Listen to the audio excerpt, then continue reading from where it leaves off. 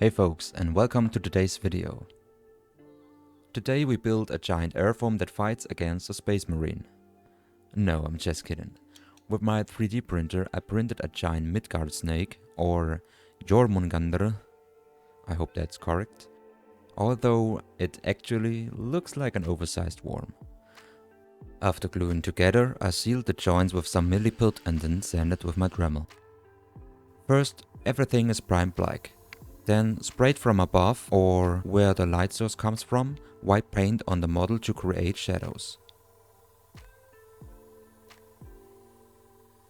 I bought contrast paints from Army Painter and painted the midgard snake after a video from Goobertown Hobbies. You find the link in the description. The contrast colors can be processed super with an airbrush. I started with dark purple and worked with from red, orange to yellow through, because I want to create a lava midgard snake.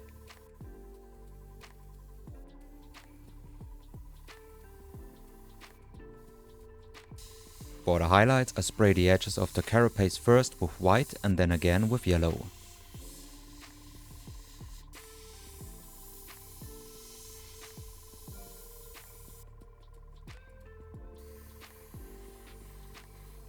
Then I set with a brush more highlights on the corners and edges.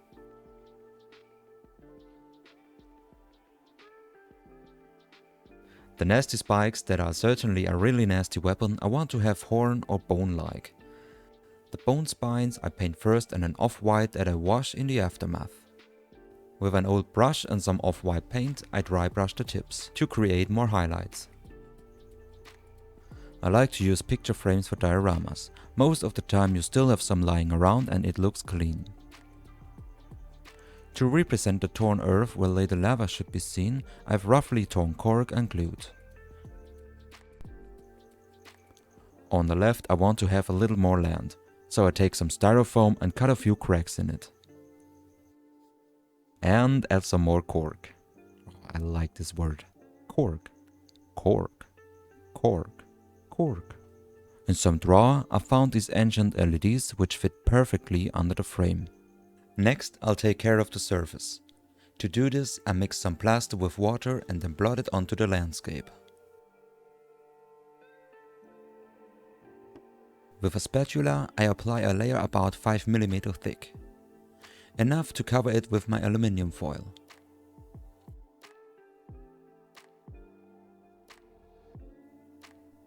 This is my favorite method for rock structures. I cover the stillware plaster with some crumbled aluminium foil. I find it gives the landscape even more depth, even if you don't see much of it later. So a little squeeze here and that will have to do.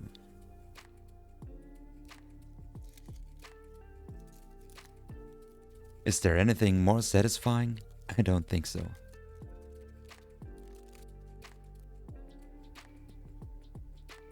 Okay, little worm, time to get stuck in.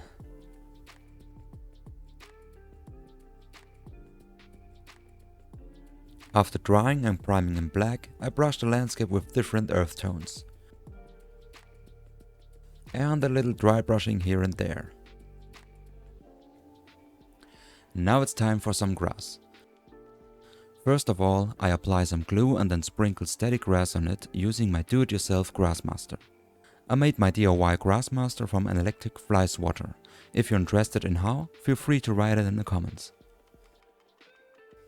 With a greenish earthy tone, I let the grass look older, muddy and burned. If you like my work, show me with a thumbs up and subscribe to the channel if you no longer want to miss such projects. Let's take care of the lava that Jormungandr has brought to light. With white I fill the cracks and make sure to spray also on the landscape, so we get a nice glow here. With yellow, orange and red I get darker and darker towards the edge. Cause the lava is already cooling down there. Then again some white in the middle so that the transparent yellow shines more beautiful.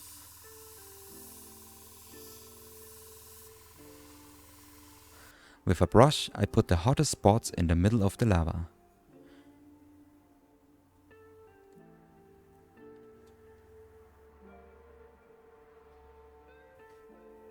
I also put some tall grass that is just flaring. with a few drops of orange can be easily represented. Now I mix a little epoxy resin to fill the cracks in the landscape.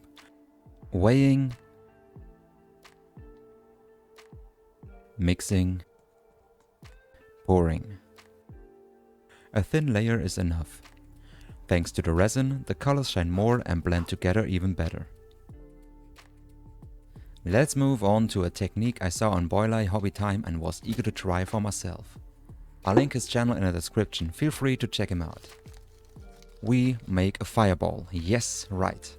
My Jormungandr can also spit fireballs. For this I need some wire as a framework, a LED filament, absorbent cotton and a 3-volt battery clip. I fixed the filament with some hot glue and soldered the battery clip.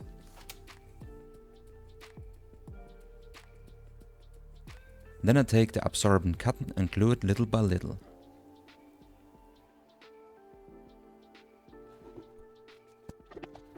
With my airbrush I color the whiting. And so much I can tell, I'm really excited about the result. The fireball can be easily attached with a magnet in the mouth. The last Space Marine I've also painted with contrast colors of Army Painter. Primed before also with black and then with white from above. I add a few highlights on the edges with a light blue.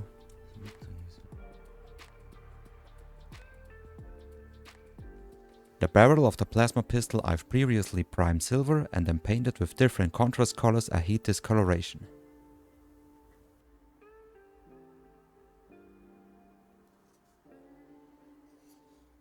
I also try a non-metallic metal paint on the axe.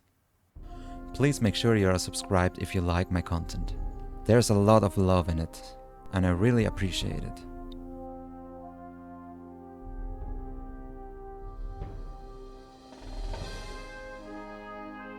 Time for your bed.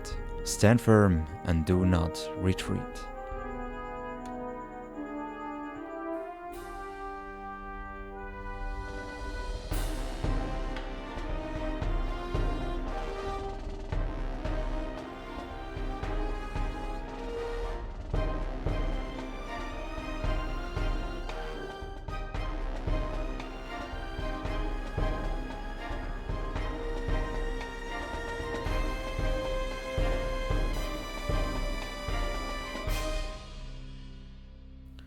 Thanks for watching and check out my tiny shark tank diorama.